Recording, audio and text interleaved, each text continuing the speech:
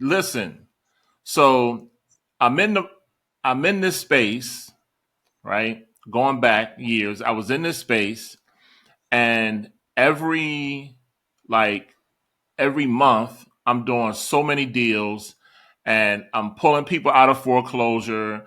I'm granting them forbearance plans and all of this, right? But there was something that's weird that happened.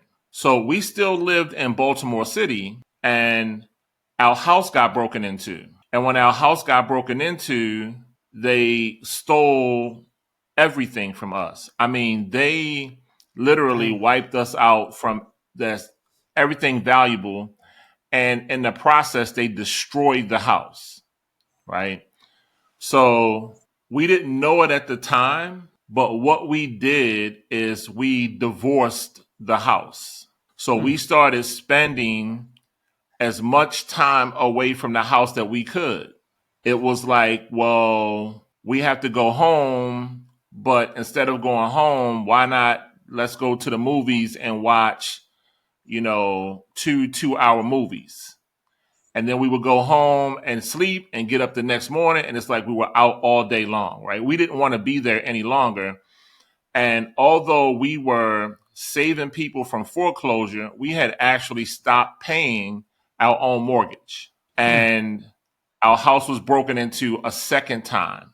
And the same thing happened. They took all of our computers that we had just bought and everything. So it was pretty dark, and our home went into foreclosure, which was ironic because it's like we are saving people from foreclosure, Yeah.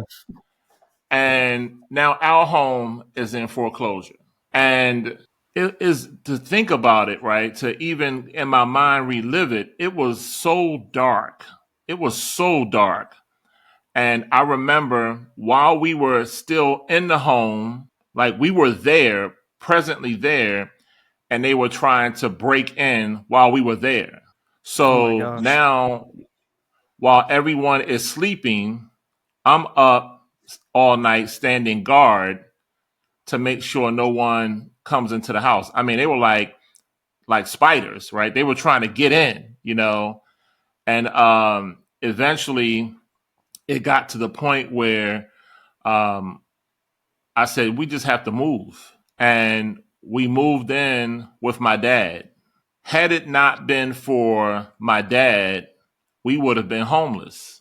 And I had an understanding of what homelessness was, but I never saw it from the angle that, wait a minute, a good person can become homeless in an instant, and you see someone sleeping on a park bench and you not really understand how they got there.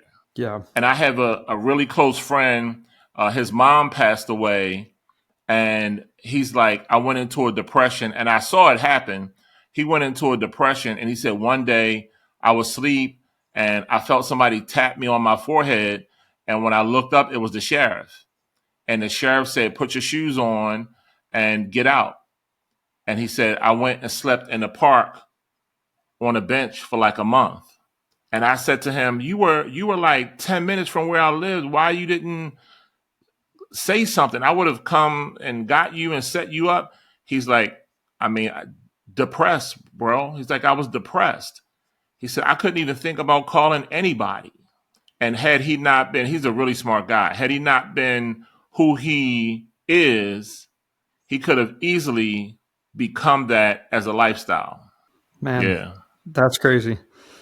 Uh, I understand firsthand like what that depression can do. I went through a really dark period of my life where it all started because it was a beautiful period of time, right? Like I had 10 plus years of like a lot of people that I was really close to, good friends, significant other, all that stuff. And then in one fell swoop, literally everyone disappeared from my life like that.